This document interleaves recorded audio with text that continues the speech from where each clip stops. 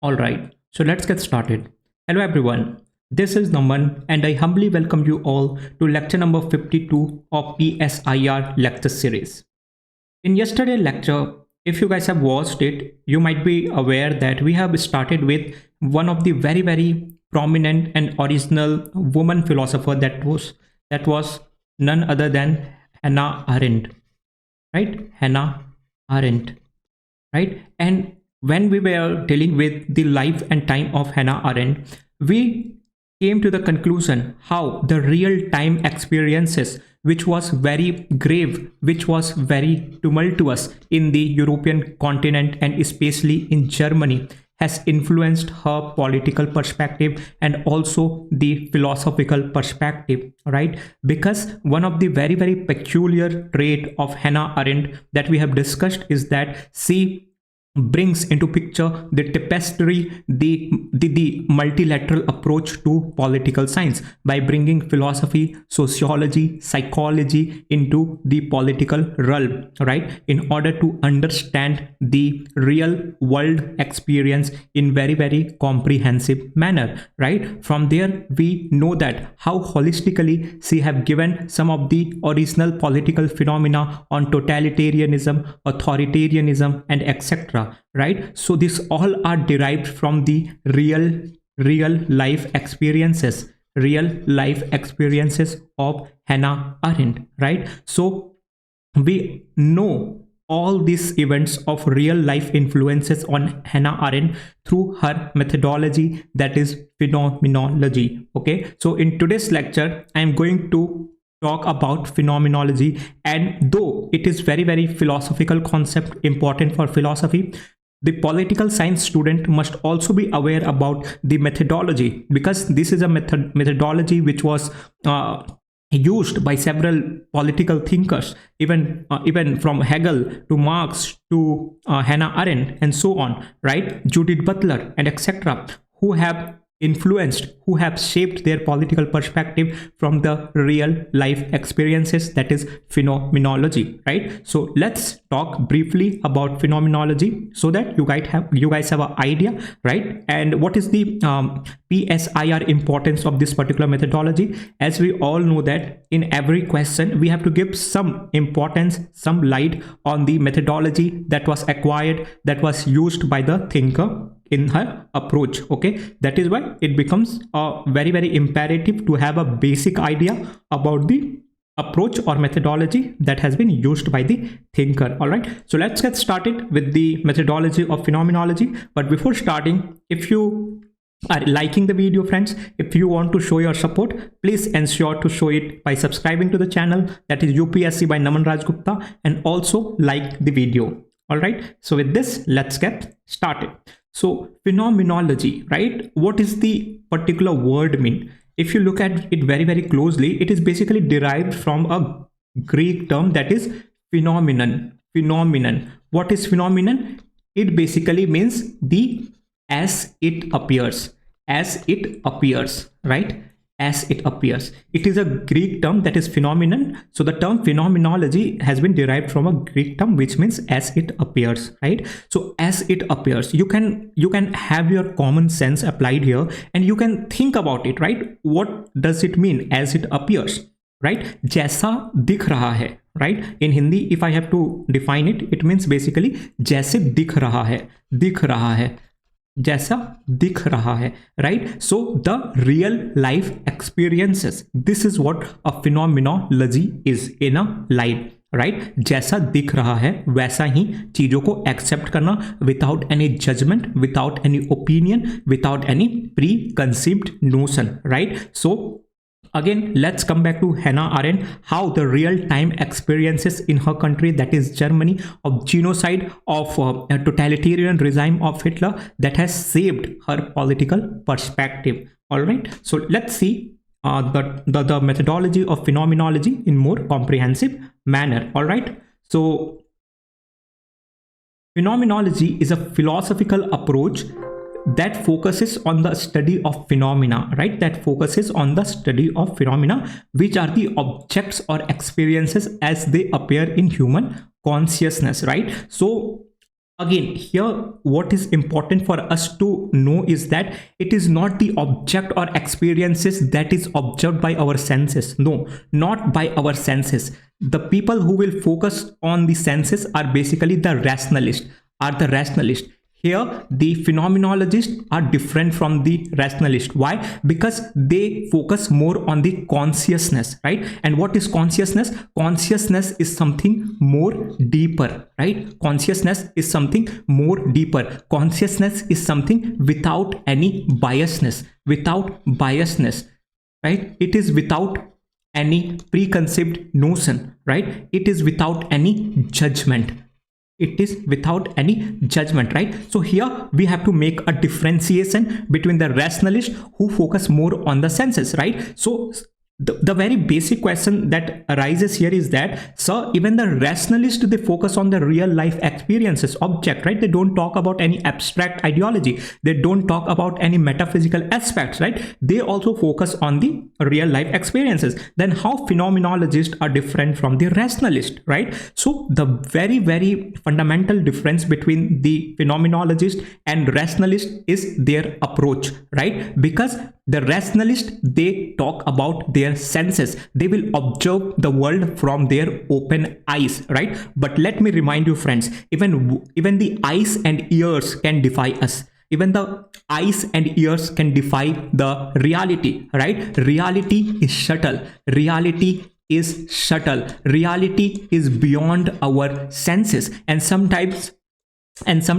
even our senses might what? Defy us. They might confuse us, right? They might what? They might leave, they might ignore the subtlety of reality, right? But consciousness cannot. Why? Because consciousness is very original to human essence, right? That is why the phenomenologist will talk about the object or experiences as they appear in human consciousness, right? So consciousness is more about emotion. Consciousness is more about emotion. Consciousness is more about feelings. Consciousness is more about feelings. Consciousness is more about inner subjectivity of individual, right? Again, see here, one thing that needs to be taken into consideration is that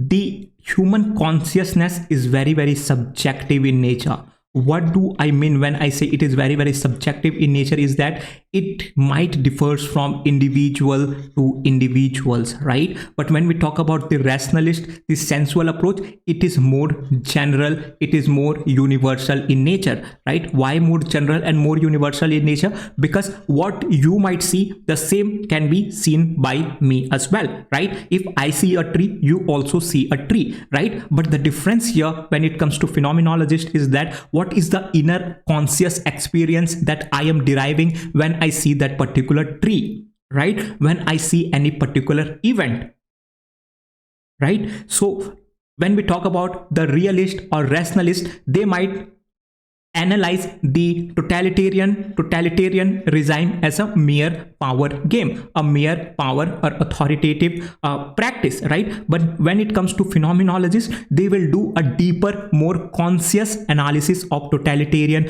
approach. What impact does this particular totalitarian regime it has on the human consciousness, right? How deep it is. This is what is the difference between phenomenologist and the rationalist. They both talk about the object or real-time experiences, but their approach is quite different from each other, right? Rationalist, they confine their experiences to mere senses, right? The five senses, the touch, the smell, the see, right? The hear, and etc. But when it comes to the phenomenologist, they are more deep, right? They talk about human consciousness, right? So let's see it further.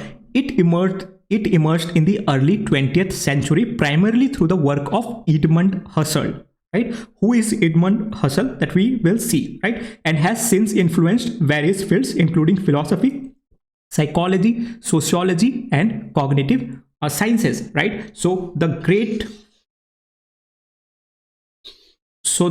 professor, the great philosopher you can see in the picture is none other than Edmund Husserl, right? Who was he? He was a founding member. He was a founder of the school of phenomenologists. He was founder, right? Why founder? Because he has done a comprehensive analysis, a comprehensive study on the school of phenomenologists. And from here, the school, it got proliferated into different streams of philosophy, psychology, sociology, and cognitive sciences, right? So let's see what it have in psychology, right? Let's say, if let's put ourselves in the position of Jew, right? In the shoe of Jew in the concentration camp, right? It is very, very difficult to do, but let's be a little bit empathetic and try doing that, right? How our experiences will be in that grave situation, in that heinous situation, where the clothes, the small kids, they are made naked, their hairs are trimmed, right? The shoes and etc., they all are removed, right? Their bodies are very, very raw, and they are sent to the concentration camps for gassing. Just imagine the situation, right? So their conscious experiences can be very, very different from a person who was belonging, or an officer under the Hitler regime who was standing at the same position, but their motive was different, right? So the conscious experience that a Jew and a German officer, or totalitarian Hitler, the officer under Hitler regime, will be very, very different, right? So this is the psychological impact that the phenomenologists do talk about, right? They go more in deeper psychology, they go more in deeper consciousness, right? So this is what is a phenomenology is, right? So Edmund Husserl, right? His student was Heidegger. His student was Heidegger, and Arendt, that is Hannah Arendt, was a student of Heidegger, and also she was in love. She was in intimate relationship with the Heidegger as well, right? And Heidegger is the flag bearer of phenomenologist in Germany. He was the main propounder who has talked in detail in his book, that is Being in Time, Being and Time, right? Being and Time is a work of Heidegger, right? Here he talks in great detail about the experiences of phenomenology, right? It is also very much related to our Eastern concept of spirituality, people, right? Our Buddhism and etc., right? In Vipassana, right? If I have to give you a very, very close example, the example of Vipassana that comes to mind, right? What is Vipassana? The Vipassana is basically a silent process where you have to observe your body processes as they are, right? You don't have to think about anything, you don't have to bring your judgments, you don't have to bring your biasness and etc. You just have to sit calmly and observe your breath, observe the different senses that is occurring in your body, right? Without any biasness, judgment and etc. This is what a phenomenology will talk about, right? A real-time experiences that is occurring in the consciousness, right? This is what is phenomenology is, that this is what is Vipassana is, right? So Being and Time, Heidegger's work, which talks in great detail about the phenomenology, and Hannah Arendt, being a student of Heidegger and also sharing very intimate relationship bond with Heidegger, her methodology, her political view, her philosophical personality was shaped by the Heidegger work, that is Being and Time, and the methodology that is phenomenology, right? So with this, let's see further. At its core, phenomenology seeks to describe and analyze the structure of subjective experiences, right? Subjective experiences. Again, what is the essence of subjective experiences? It may vary from individual to individual, individual to individuals, right? The experiences can be very, very subjective, right? The experience that I am experiencing by seeing a tree might be completely different from my friend, right? What he is experiencing by seeing the same tree, right? The example is Arjuna's and his archery, right? When Dronacharya, he asked Arjuna, what do you see, Arjuna, on the tree? His experience, his vision was only on the eye of the parrot, right? But his counterparts, that was Duryodhana and other students of Drona, they basically experienced whole lot of trees and other things, right? But Arjuna's experience, Arjuna's focus was very, very keen on the eye of the parrot, right? So the experiences can be very, very subjective. It can be very, very subtle. It can be very, very varied, right? Without presupposing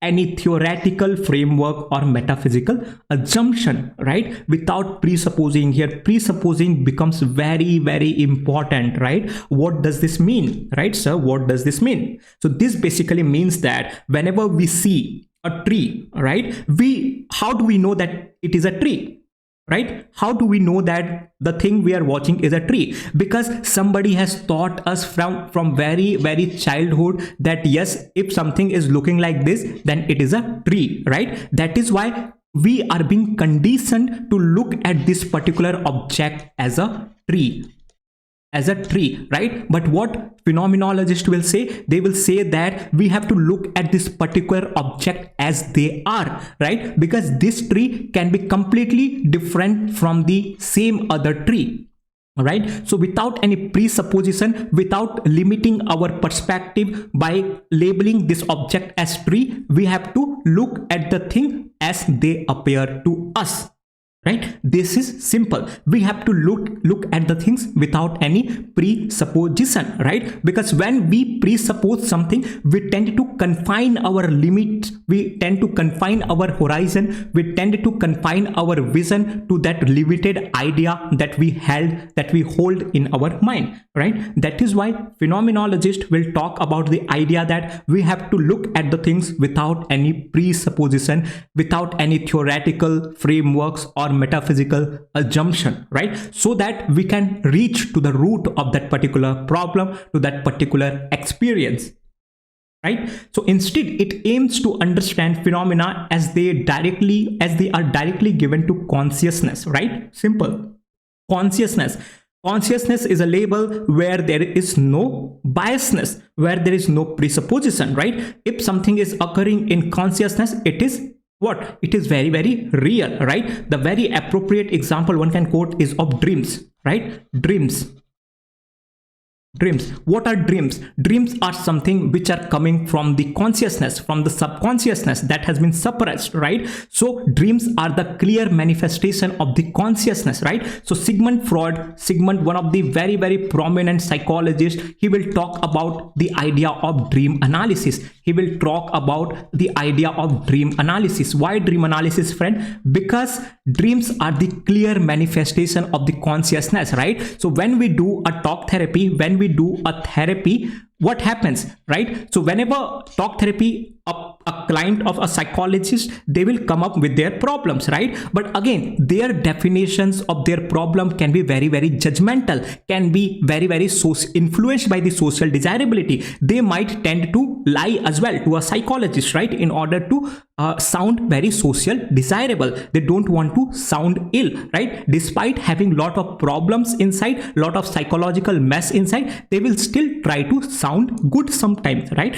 That is why Sigmund Freud talks about the idea of dream analysis, where he comes to the conclusion that the dreams cannot lie, right? The dreams cannot lie. If you want to reach at the root of the problem, you have to understand the dream. Why? Because it is a clear manifestation of consciousness. And what is consciousness? Consciousness is something which produces a real-time experiences in the individual. It is more what? It is more deeper. It is more subtle, right? So through a process called, right, directly experiences of phenomena directly given to the consciousness through a process called phenomenological reduction, right? So the method which the phenomenologist they take into consideration is phenomenological reduction, right? Which involves suspending judgments about the existence of the external world and focusing solely on the experiences themselves, right? So whenever we look at something, right, whenever let's see we see any situation, right, let's take another example, friends.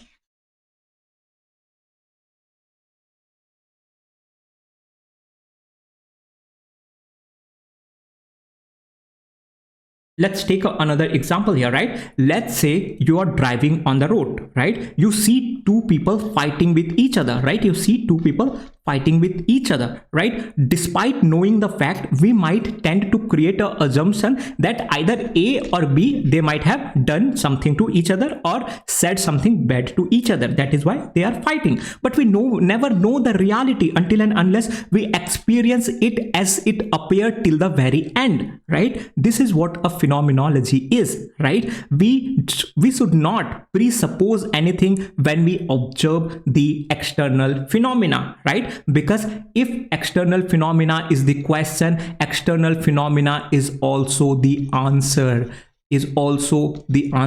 but in order to reach to this particular answer, we need to observe this particular question, we need to observe this particular phenomena as they appear without any judgment, without any opinions, without any presupposition, right? So whenever any situation, any experience that we experience, right, just think whether whatever am I thinking is my judgment or it is real, right? Whether it is judgment, whether it is judgment or it is something, a real phenomena, right? And let me tell you here that human beings are one of the most opinionated creature, friend. They are the most opinionated creatures. They are very judgmental. They are very judgmental creatures. We are full of our personal subjective biasness, right? This is why it becomes very important even for the people who are aspiring for civil services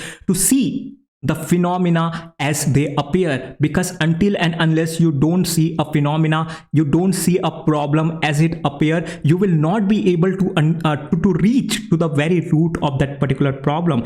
And if you are not able to reach to the root of the problem, you will not be able to eradicate the problem itself, right? So this is why the methodology of phenomenology becomes very important for each and every one of us, right? So how the methodology of phenomenology is manifested in Hannah Arendt's political ideas, right? How it is like, so where can we see phenomenology in Hannah Arendt's idea, right? So the Hannah Arendt's idea we will see each by each in our course of lecture. We have just started, but I will give you just a glimpse, right? So that while attempting any question on the Hannah Arendt, you will have the knowledge how the methodology of phenomenology has been applied in that particular concept, right? Clear, right? If it is clear, please like the video. All right, so the first and foremost idea of Hannah Arendt, where the methodology of phenomenology has been taken into consideration, is the primacy of experience in her basic approach itself, right? In her basic approach itself. And what is her approach here? Her approach is basically primacy of experience, right? What do I mean when I say primacy of experience, right? Again, go back to the yesterday's lecture and know how the tumultuous situation, how the grave situation, how the bad situation in Germany has influenced her political perspective, her philosophical perspective, right? What all that bad situations were, they were the experience from for Hannah Arendt, right? They were the real-time experience for the Hannah Arendt, which promulgated Hannah Arendt to formulate her political ideas, to formulate her political theory, either on totalitarianism or on the democratic ideals or on the human conditions or on her encounter of the trials of the Eichmann, right? The Adolf Eichmann, basically, in her one of the very astounding work, that is Eichmann in Jerusalem, right? So we will talk about this all concept. Just have a little bit of patience, right? So the first idea where we can see a essence of phenomenology is in her approach itself, that is the primacy of experience, right? So Arendt work often begins with close examination of human experiences, right? So if we take the case study of hers of Adolf Eichmann, right? Adolf Eichmann, right? Who was Adolf Eichmann? Again, we have discussed in the previous lecture, but just to give you a basic idea, he was a bureaucrat under the Hitler regime who was responsible for the concentration camp and the genocide, that is the extermination of the Jews that has been taken place in the German, right? So he has created a very, very grave, heinous crime, right? That is what we think, the normal human beings think, right? But it is not true for Hannah Arendt. Arendt ने कभी ऐसा सोचा नहीं दोस्तों. क्यों? क्योंकि जब Adolf Eichmann का ट्रायल चल रहा था इजराइल कोर्ट में, तो उसने आइकमैन को वैसा ही ऑब्जर्व करने का कोशिश किया जैसा कि वो था, right? And after analysing the real experience of Eichmann, she concluded that the Eichmann is just another innocent victim. The Eichmann is just another innocent victim of what? Of totalitarianism. And she coins the term what? She coins the term banality of evil. That human beings are not operated under the evil, but the normal evil, the normal heinous act that becomes very, very mundane, that becomes very, very orderly, that people, they do not realize the enormity of the crime that they are going to commit, right? So Eichmann was just a innocent victim, and for this idea she has been hugely criticized and rebuked by her Jew counterparts, right? Because why? Because without any presupposition, she has just she has just experienced the experiences of Adolf Eichmann as they were, right? So like for normal human beings, if someone is a brainchild of concentration camps, the brainchild of genocide, we might directly term him as one of the very, very or the most heinous criminal of all time, right? We might directly say that Adolf Eichmann is one of the gravest criminal the world can ever see, right? Because he is responsible for the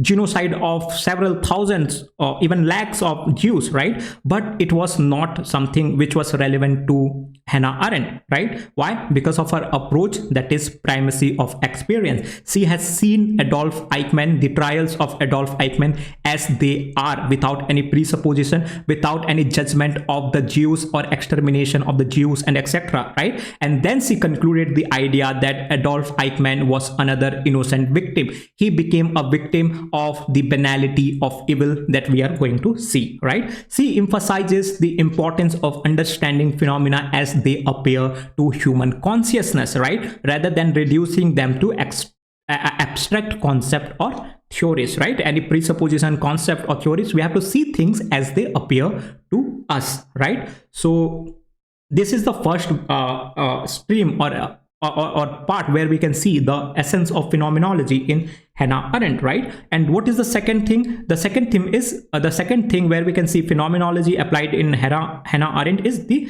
life world, right? The life world. How sweet this word is, the life world, right? The life is a world in itself, and a world is a life in itself, right? So like phenomenologist, Arendt is interested in the life world, right? Life world, or the everyday world of human existence. Why? Because then only we can observe the real-time experiences that is shaping our consciousness, right? So let's see, if we have observed something 10 days before, all right, the experiences might not continue today, right? There might be something different which is being experienced by our consciousness today, right? That is why the Hannah Arendt, she focuses on the life world, right? Where she talks about the real-time everyday world of the human existence, right? Her analysis often focus on the concrete experiences, actions and interactions in the social and political realm, right? And this also is a kind of preface to her ideas of vita activa, right? Vita activa. What is vita activa? It is basically the active political participation, where the real interactions between the humans and the society can be traced. Human and the society can be traced, and until and unless there is a real-time interaction between the human and the political society or the society, there will be what? There will be political ignorance, which can lead to one of the very, very gravest regime or bad regime like totalitarianism, right? So this is the second domain where we can see the essence of phenomenology in Hannah Arendt, right? The third is action and disclosure. What is action and disclosure? Arendt notion of action can be seen as phenomenological concept, right? Why phenomenological concept? Because we will see it, right? So action for her involves the disclosure of one's identity and the initiation of something new in the world, right? So what does this mean? It is tough action that it is through action that individuals manifest their unique selves and engage with others, right? So now see very subtly here, right? Look at the things with very deep focus and concentration, I will say, right? So what is action, right? First, know what is action. We will see this concept in greater clarity when we talk about her concept of on human conditions, right? On human condition is again a book of her, or I can say a philosophical magnum opus of Hannah Arendt, where she talks about the action, right? She differentiates between the work, the labor, the work, and the action, right? Where she gives the primacy to the action, which is real action, that is very much unique to the human beings, right? So what is action? For her, action involves the disclosure of one's identity and initiation of something new in the world, right? What is disclosure of one's identity? Disclosure of one's identity is basically revealing one's real identity, revealing one's real identity to the world, so that you feel connected, right? You feel connected to the world you are participating in, right? And initiation of something new in the world through your action. It is through action that individuals manifest their unique selves and engage with others, right? It is through action, right? Because we will see all this concept. Just have a patience for now. So action, what is action? Action is again real-time actions, right? Again, remember the Aristotle's idea that human beings are not only social animals, they are also the political animals, right? Political animals as well. That is why we have to actively participate in the real-time experience based on the real action based on the real experiences, right? So here we can also have the gist of the real experiences. The fourth area where we can see the phenomenology applied in Arendt's political idea is the phenomenology of evil, right? This again comes from her work that is on the origins of totalitarianism, right? On the origin of totalitarianism, right? This is the work that talks about phenomenology of evil. What does this mean? So basically in this particular work, she explores how ordinary individuals become complicit in oppressive systems, right? Often by participating in thoughtless conformity, right? So what does this mean, that the ordinary individuals becomes complicit in oppressive system, right? So let's say you are a normal bureaucrat, you are not normal administrator in the totalitarian administrator in a totalitarian regime, right? You are responsible for sanctioning a amount of money, right? So you are just given a task of sanctioning or signing a particular check, right? But you never know what this particular check is used for. We never know that this money can also go to sponsor the concentration camps in Germany, right? So this is what a phenomenology is of evil is all about, friends, right? Here how ordinary individuals, how they become the complicit in oppressive system despite knowing the reality of it, right? In thoughtless conformity, right? Why thoughtless conformity? Because the administrator, the bureaucrat, the Eichmann, right? Adolf Eichmann, he never knew what his particular action was leading to. He was just following the order that he was receiving from his superior authorities, right? And he was just following the orders in order to get his promotions and etc., right? So he was just a thoughtless individual, thoughtless bureaucrat, right?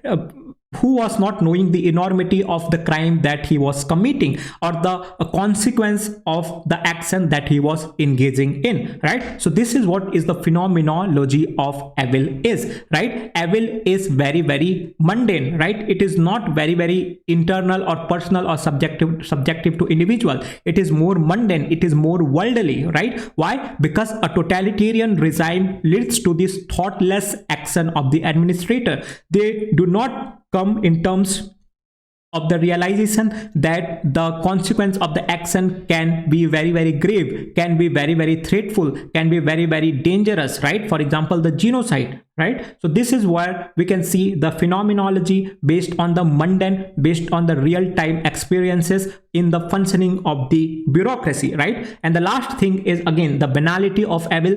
This comes from the book that is Eichmann in Jerusalem of Hannah Arendt, right? Where she comes in terms that again, Arendt's controversial concept from her coverage of the Eichmann trial suggests that evil is often not grand or extraordinary, but rather mundane and ordinary, right? She comes to the conclusion that no, evil is not something grand, right? It is very, very mundane and ordinary. Why? Because this notion can be interpreted in a phenomenological light, as it underscores the importance of paying attention to everyday experiences and actions that contribute to larger social and political phenomena, right? So again, remember the concept of dialectic materialism, the negation of negation, the unity of opposites, and quantity into quality, the third law, right? Quantity to quality, the third law. The similar law is applying as well here, right? On the daily basis, right? What is daily basis? It is basically quantity.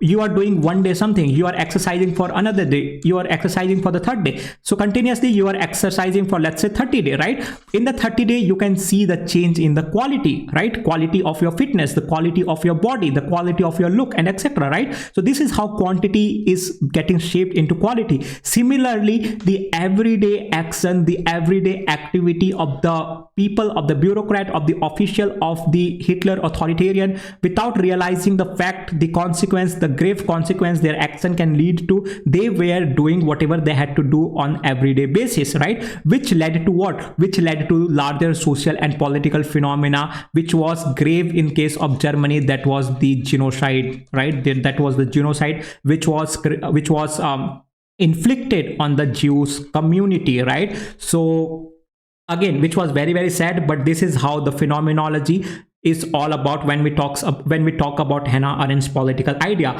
Not very important for the political science students and enthusiast friend, but again, it becomes very, very imperative for us to know what phenomenology is all about, because this focuses on the real-time experiences in the consciousness, in the human consciousness, which is very, very subjective, right? So we can also say that the phenomenology is the objective analysis, is the objective analysis of subjectivity, objective analysis of the subjectivity. They try to make subjectivity very, very scientific. They try to make subjectivity very, very scientific by focusing on the terms that is taking place, the experiences that is taking place in the consciousness, right? Through keen observation, they say that through keen observation, to see things as they appear in our consciousness, it becomes easy for us to analyze them objectively, right? This is what a phenomenologist will talk about. Again, very, very related to our Indian concept of spirituality, right? Which mainly focuses on the focusing on the phenomena, right? Buddhism and etc., which basically talks about the observation of the phenomena as they appear without any subjective biasness, any subjective presupposition, any subjective experiences, any subjective judgments, biasness, and etc., right? Just observe things as they appear. This is what phenomenology is all about. Experiencing even the gravest situation without our opinions, without our presupposition, right? Which led Arendt to promulgate some of the very, very controversial thoughts, like the one in Eichmann in Jerusalem, where she propounded the idea that the Adolf Eichmann, who was a bureaucrat under the Hitler regime, was one simple innocent victim of the totalitarian regime, right? He was not knowing the grave consequence, the enormity of the action that he was committing on the daily basis, which led to the one of the very gravest historical consequence of genocide in the world history. This is what a banality of evil is, friends. So with this, we have done with this particular lecture number 52, and we have mainly seen the methodology of phenomenology